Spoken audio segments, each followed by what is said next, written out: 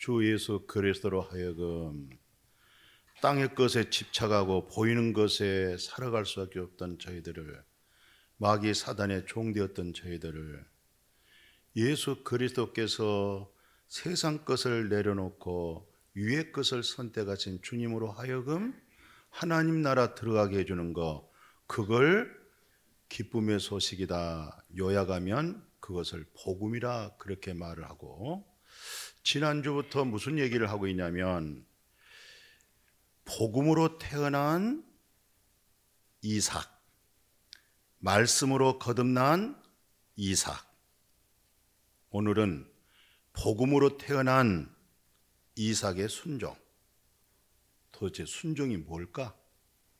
직장에서 윗사람에게 순종하고 또 자녀가 부모에게 순종하고, 이 순종이란 두 글자를 성경에서는 어떻게 영적 의미를 부여하고 있느냐, 이걸 아셔야 돼요. 쉬운 예로 이렇게 한번 생각해 보십시다.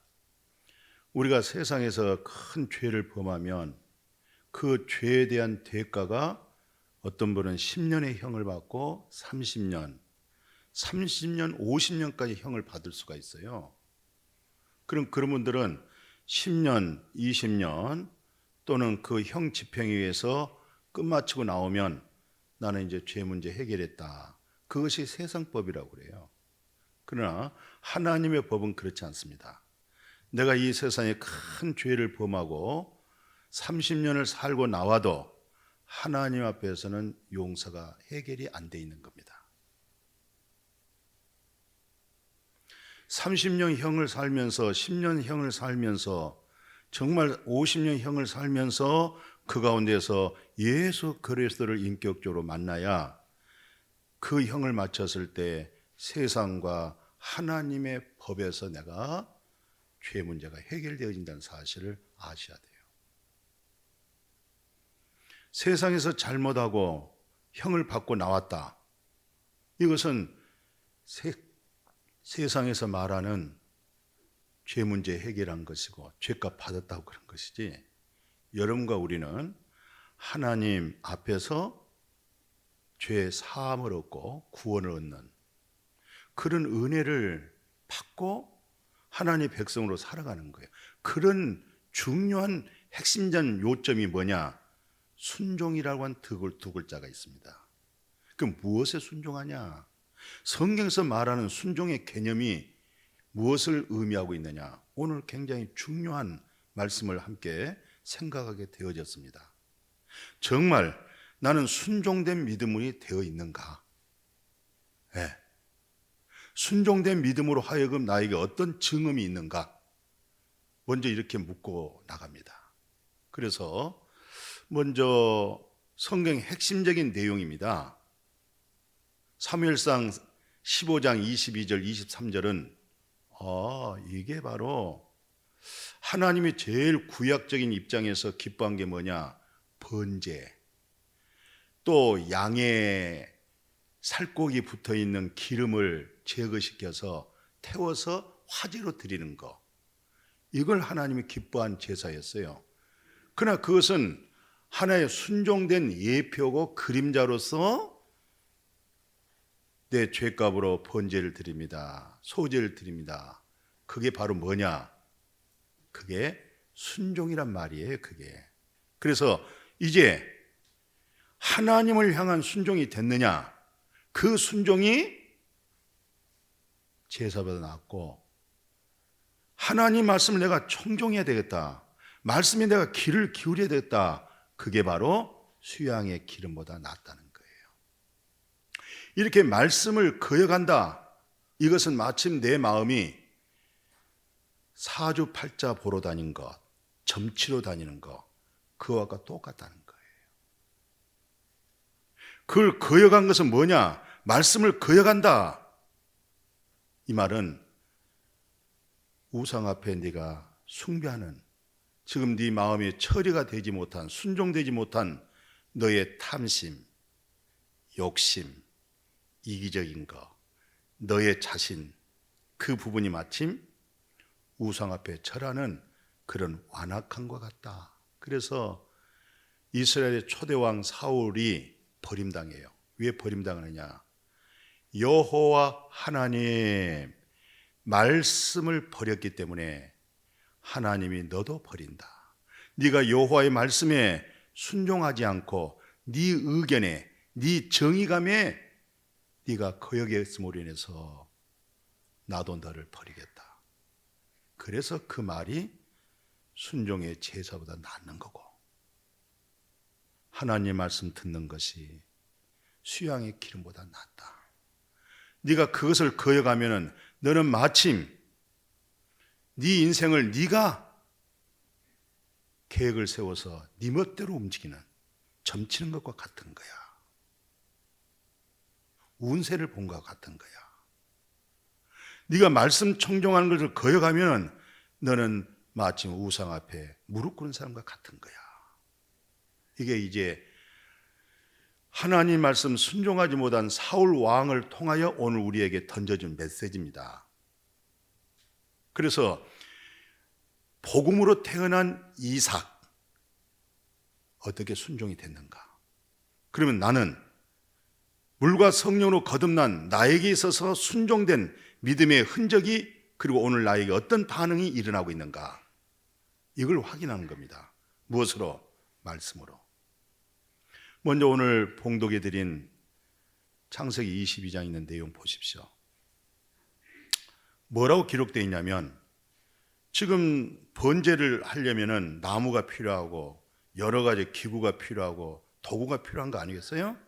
이삭이 묻는 게, 아버지, 아니 모든 준비는 다 돼 있는데 무슨 양을 끌고 가는 것도 아니고 어디 있어요? 그랬더니 아버지가 하신 말씀, 그래 여호와 하나님이 다 준비할 거야 하고 3회 길 가서 현장에 딱 와서 나무를 다 펼쳐놓고, 갑자기 아버지가 이삭을 딱 잡더니 밧줄로 꽁꽁 묶어가지고 칼을 대는 거예요.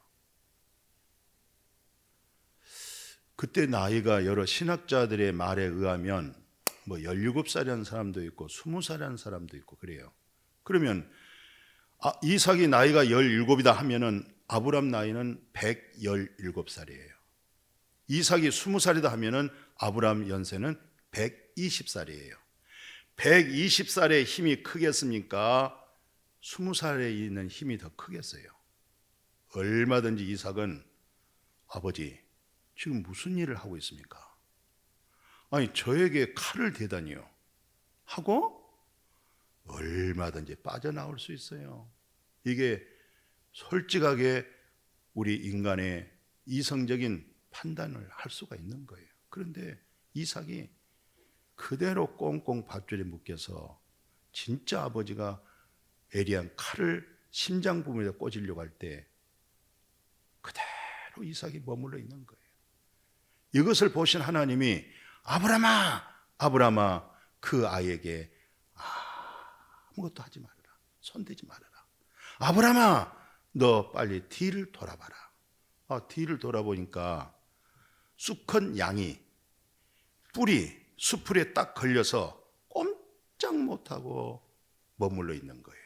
그러면서 하나님이 아브라함아, 저 숫 양을 잡아다가 아들 대신 번제로 드려라. 자, 오늘 두 그림이 나타났습니다. 나무 위에 밧줄로 묶여져 있는 이삭의 한 그림입니다.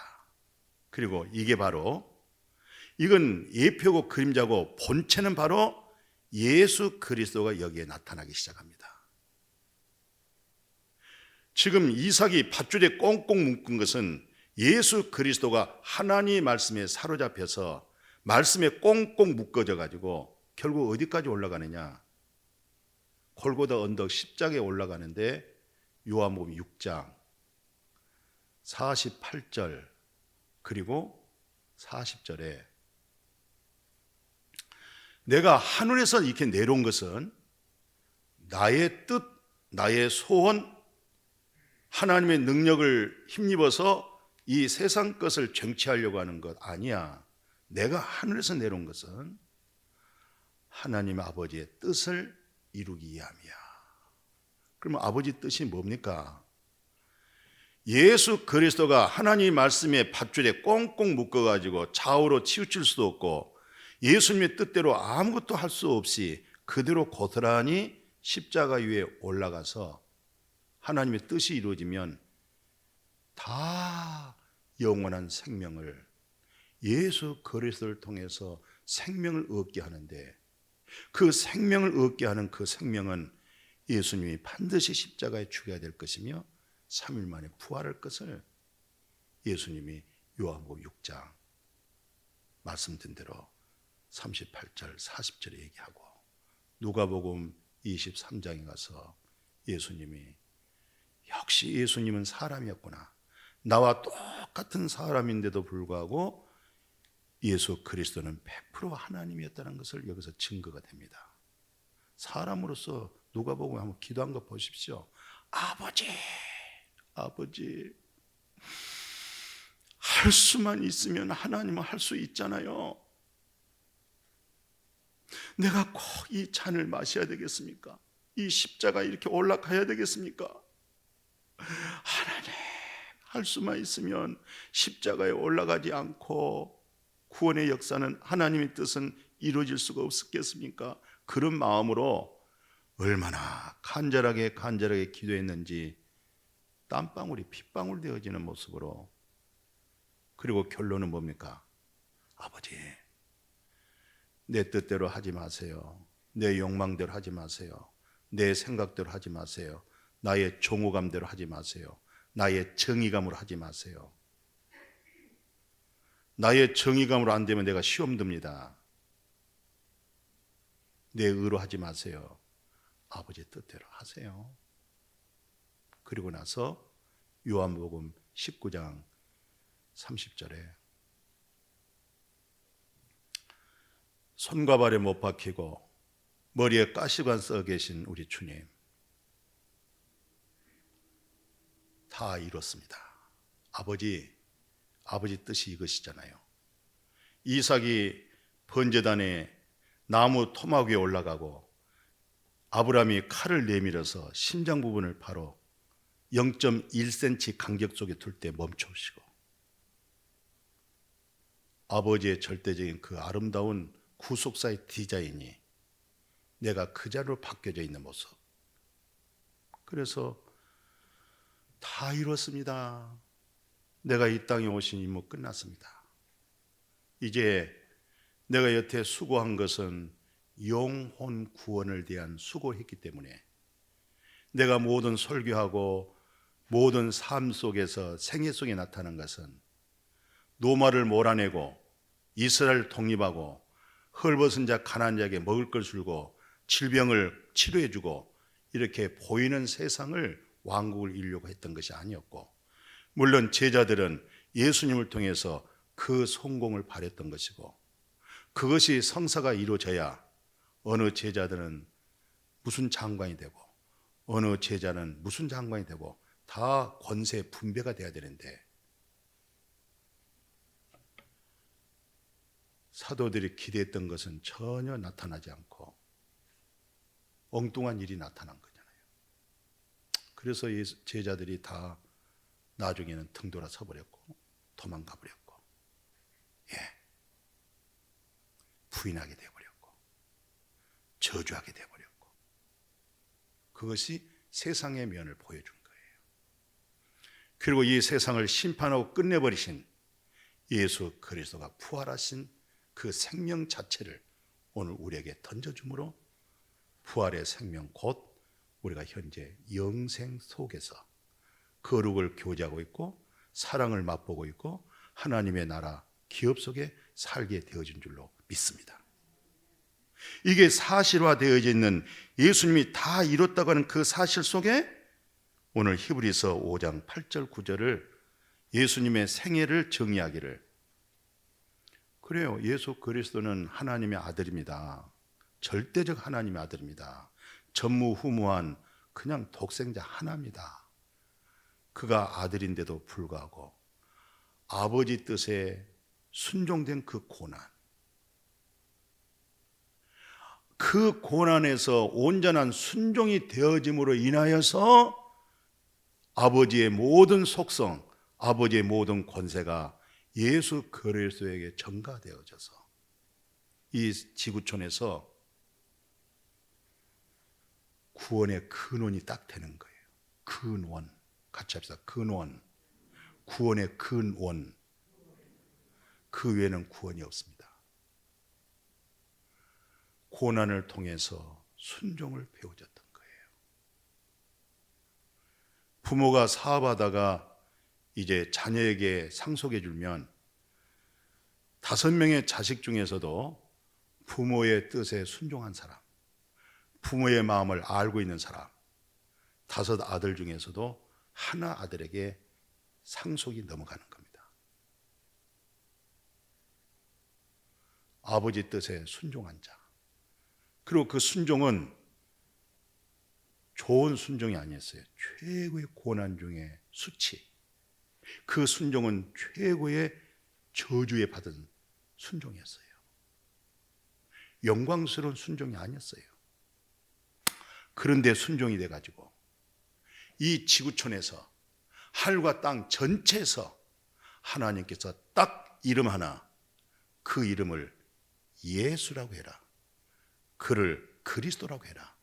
그것을 예수 그리스도, 그리스도 예수, 이렇게 우리에게 구원의 근원이 되어진 줄로 믿습니다. 그리고 나서 이 구원의 근원을 통해서 우리에게 어떤 효용을 주고 있어요?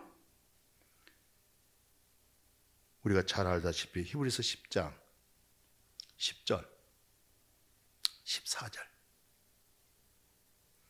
예수 그리스도 그 고난 속에 순종하여 자기 몸을 하나님께 드림으로, 그분을 드림으로 여러분과 지금 우리는 하나님만이 거룩한데 그 거룩을 회복한 줄로 믿습니다.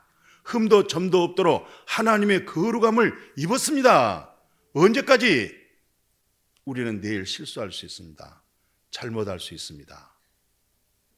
옛 사람이 튀어나올 수도 있습니다. 근데도 불구하고 영원히 이 세상뿐만 아니라 저 세상 건너가서도 영원히 온전케 우리가 거룩을 얻게 되어진 줄로 믿습니다. 이것을 바울 선생님이 간단하게 로마서 5장에다가 이렇게 정리합니다. 아담은 땅에서 난 사람이에요. 땅의 흙을 가지고 빚어진 사람이에요. 그러나 예수 그리스도는 하늘에서 내려온 사람입니다. 하나님이 성육신한 분입니다. 이 차이를 잘 아셔야 돼요. 율법은 땅에 있는 성막에서 짐승의 피로 그때그때 속죄가 됐지만 율법에 따라서 예수 그리스도는 하늘에 있는 지성소에 피가 뿌려졌기 때문에 영원한 속죄가 뭡니까? 첫 아담은 그 사람의 불순종으로 순종되지 못함으로 우리 모두가 죄인 되어버렸고, 하늘 오신 예수 그리스도는 한 번의 순종으로 말미암아 여러분과 제가 하나님 앞에 범죄 한 번도 안 해보고 죄 한 번 짓지 아니한 것으로 인정해 주시는 하나님 의로움을 얻게 되어진 줄로 믿습니다. 마음이 이루어지기를 축복해요. 영에 속하기를 축복해요. 말씀에 속하기를 축복해요. 그런 복음이 여러분들 마음속에 깨달음이 돼야 되는데, 지금 오늘 이 말씀이 들려집니까? 알아집니까?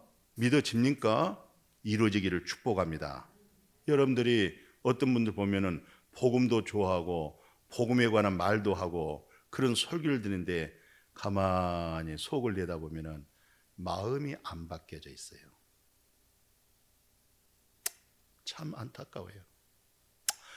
저는 우리 장로님, 우리 권사님들, 우리 집사님들, 소천하신 분들, 하나님 나라 부름받은 사람들, 나는 늘 이렇게 생각을 합니다. 그분들의 믿음, 그분들 입에서 나오는 말들, 구원받아 있는 흔적들, 회개가 뭡니까? 생명 얻는 회개를 말해요. 메타, 노이아. 메타, 바꾼다. 노이아, 마음. 누구의 마음으로? 예수 그리스도의 마음으로, 하나님의 형상된 마음으로 바뀌어지는 그것을 회개라고 그렇게 얘기하는 거예요. 그냥 여기서 반성하고 뉘우치고 그런 회개가 아닙니다. 완전 나의 중심된 나의 생각에 옳은 정의 속에 있는 내가 이제는 바울처럼, 바울은 예수 만나기 전에 모세 율법의 의로움으로 흠 없을 정도로 정직하고 정의로웠고 공의로웠어요. 예수 만나고 봤더니 얼마나 그것이 죄된지 몰랐어요. 그렇게 하나님을 잘 믿었던 바울이 예수 만나고 나서 싹 내려놓고 버리고 그리스도를 얻고 그리스도의 진리의 성령을 통해서 나를 발견하면서 그리스도의 성령을 통해서 그 열매를 맺어 나가는 모습, 이 말씀 교제되어지기를 축복합니다. 그렇게 되어지기를 축복합니다. 여러분도 행복이고 나도 행복입니다. 그러나 이 말씀을 100번, 10,000번을 여러분에게 전했어도 아직도 그 고집, 그 아집, 그게 바로 하나님 말씀을 거역하는, 우상에게 숭배하고 점치러 다니는 모습과 같은 그 모습이에요. 안타깝죠?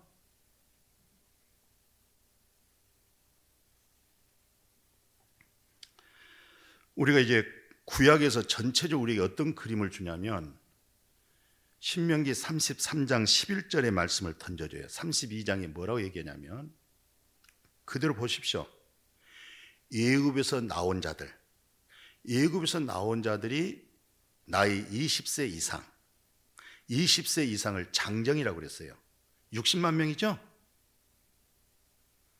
애굽에서 나온 20세 이상 중에 아브라함, 이삭, 야곱에게 약속한 언약의 땅 보지도 못하고 들어가지도 못한 거예요. 구약에서는 가나안 땅이라고 그래요. 신약에서는 예수 그리스도 안에서 얘기를 하는 거예요. 예수 그리스도 안에 있는 사람은 젖과 꿀을 먹고 마신다. 구약의 개념은 가나안 땅에 들어가면 젖과 꿀이 흐른다 이 말이에요 지금. 근데 젖과 꿀이 흐르는 가나안 땅에 60만 명 장정 중에서 신명기 1장 뭐라고 기록되어 있습니까? 그대로 보십시오. 말씀의 좌우로 흔들리지 아니하시고 36절에 갈렙, 이스라엘 백성을 인도한 자가 누구? 여호수아죠.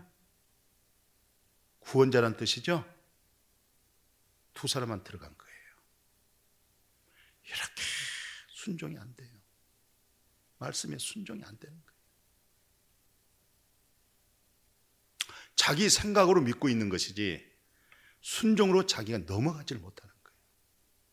넘어가 버려야 되는데 넘어가면 그리스도 속에 들어가 버리고 순종하고 넘어가려면 가나안 땅으로 들어가는데 겨우 두 사람만 들어가는 거예요. 성경에서 지적하기를 그들은 내 말에 순종하지 않았다는 거예요. 이걸 통해서 이 순종된 오늘의 우리에게 나타난 흔적이 뭡니까? 사실적으로 내 양심이 깨끗해지고 내 영혼이 깨끗해지는 것은 화학제품 가지고 안 됩니다. 종교심 가지고도 안 됩니다. 나의 정직한 바른 정의감 가지고도 안 됩니다. 내 영혼이 깨끗해지고 내 양심이 깨끗해질 수 있는 흔적은 내가 어느 날 성령을 통해서 진리의 순종을 통해서 왔던 거예요. 이 진리의 순종을 통해서 내 영혼이 하나님께로부터 은총을 입어버렸고 궁궐이나 빈곤이나 있든 없던 것을 초월해서 그리스도 안에서 하나님의 나라를 이룰 수 있도록 그것을 사랑하는 사람이라고 그래요. 사랑하는 사람. 사랑을 아시겠습니까? 사랑의 원리를 압니까? 그래서 히브리서 13장 봐보십시오. 뭐라고 합니까? 너희를 인도하는 목자, 말씀으로 인도하는 목자, 그 말에 순종해라. 그는 너희를 사랑할 줄 알고 있어. 무슨 말씀의 진리를 그는 하나님께서 듣고 알고 만져서 정리해서 던져주고 있는 거야. 영혼을 사랑할 마음이 있어. 그 말에 네가 순종하면 손해 전혀 안 봐. 부모가 자식을 사랑하듯 말씀에 순종된 영혼과 양심의 깨끗함과 하나님 앞에 가지고 있는 신앙심을 가지고 있는 사람은 너희 부모보다 그 목자가 너를 더 사랑하고 있어. 너는 모르지. 경험 한번 해봐. 어떻게 사랑하는가. 너는 이런 얘기도 못 들어봤어? 기독교 여러 가지 책들이 홍수가 져 있고 오늘날 교회는 무성하게 아름다운 장식되어 있지만 예수가 빠져 있다. 생명이 빠져 있다. 복음의 소리는 들리는데 복음 속에 있는 아들의 음성이 안 들려지고 있다. 이 사실 아는가?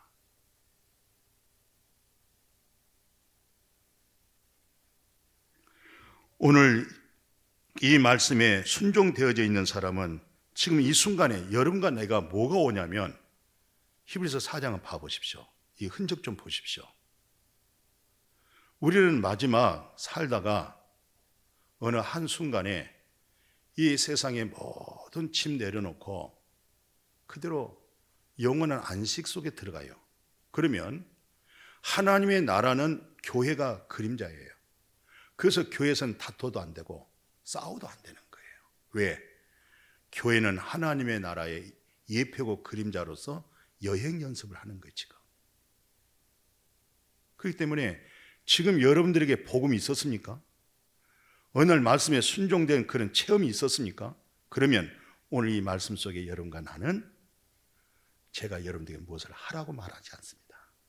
뭘 지키라고 말하지 않습니다. 히브리서 4장 다시 봐보세요. 안식하십시오. 쉬십시오. 말씀을 통해서 안식이 회복되어지길 주의 이름으로 축복합니다. 이게 복음입니다. 이게 능력입니다. 이게 체험된 사람들입니다. 그러면서 이런 안식과 쉼 속에 있는 분들은 누굽니까? 오늘 빌립보서 2장에 순종된 사람 보세요. 예수 그리스도의 마음을 가지라는 거예요. 그럼 예수 그리스도의 마음이 뭡니까? 네가 정말 영혼이 깨끗했어? 네가 정말 거듭났어? 네가 정말 생명의 회개로 바뀌어져 있어? 너의 정의가 말고 너의 바른 그 생각 말고 바울처럼 그리스도를 얻어서 그리스도의 마음이란 것은 그는 하나님의 본체야. 그는 하나님이야. 근데 하나님과 동등하게 여기지 않고 하나님의 뜻을 이해하여 순종이 아니라 그냥 복종했다는 거예요. 그걸 겸손이라고 그럽니다. 그걸 순종이라고 그러는 거예요. 어디서? 십자가에서. 그러면 여러분과 제가 순종되어진 사람은 어떤 사람이에요? 십자가에서 해결되어 있는 사람입니다. 그래서 십자가의 도가 여러분 나에게는 능력이 되어지는 거예요. 그보다 더 큰 것은 없습니다. 오늘날 이런 말씀이 이탈돼 가지고 너무 많은 교리적이고 너무 많은 윤리적이고 너무 많은 도덕적으로 양심적으로 신앙심으로 이렇게 만들어져 가지고 알맹이를 잃었어요. 복음의 능력의 실상을 상실해 버렸어요. 지금 믿음은 들음에서 오고 들음이란 것은 그리스도의 말씀에서 그 자체가 믿음이 돼야 돼요. 그 자체가 능력이 돼야 돼요. 그게 주님의 성품으로 나타나는 거예요.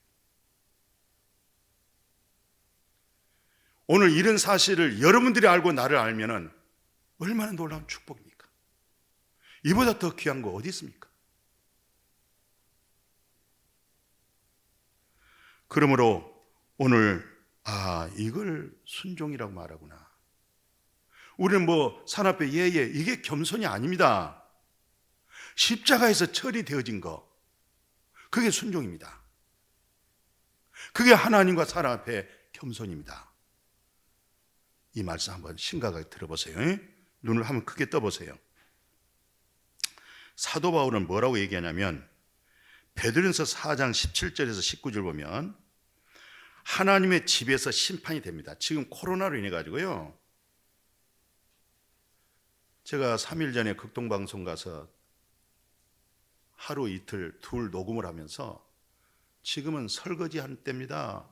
교회 설거지하는 때입니다. 지금 교회 안에서 심판을 하는 거예요.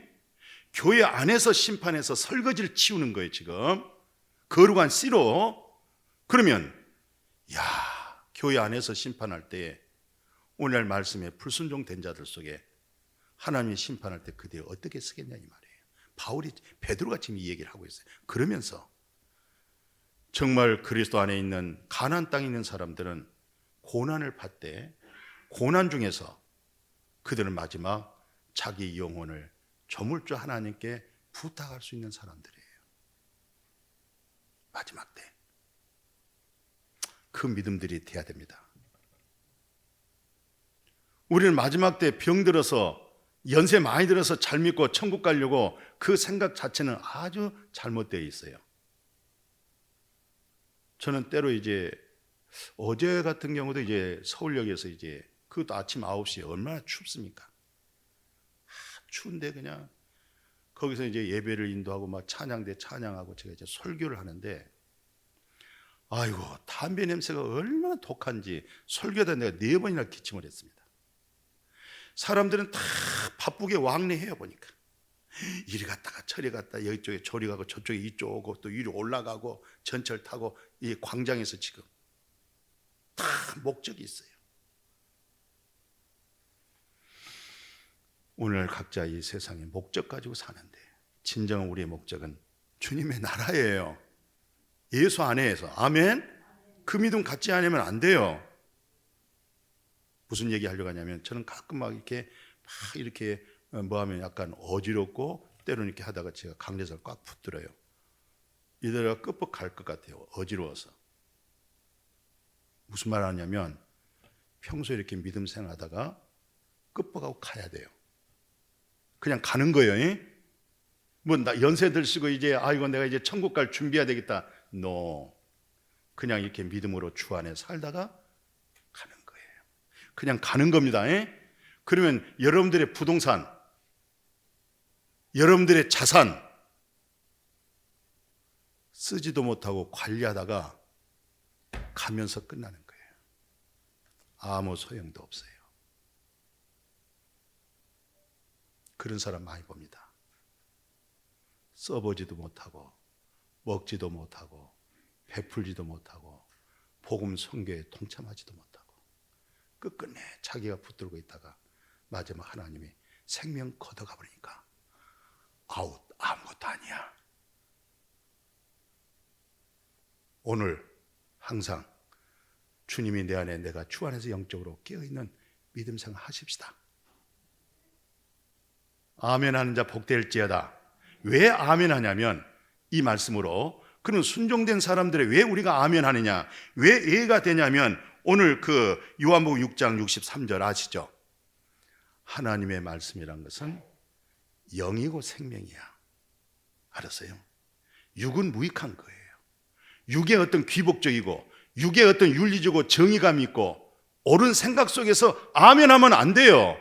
말씀이 영이에요. 말씀이 생명이에요. 말씀은 영을 살리는 거예요. 이게 바로 새 언약에서 뭐라고 얘기하냐니까? 새 언약이란 것은 율법의 의무를 하지 않는다는 거예요. 뭡니까? 영을 살린다는 거예요. 이게 새 언약으로 나타나는 새로운 믿음입니다. 이제. 그래서 고린도후서 1장 봐보십시오. 사도 바울이 이렇게 얘기를 합니다. 그 1장 19절에 보니까 하나님이 아들 예수 그리스도 하고 아니라 함이 되지 아니했느라. 그 얘기는 예만 되었으니 하나님의 약속은 얼마든지 그리스도 안에서 우리는 그로 말미암아 우리가 아멘 영광 돌려지기를 축복합니다.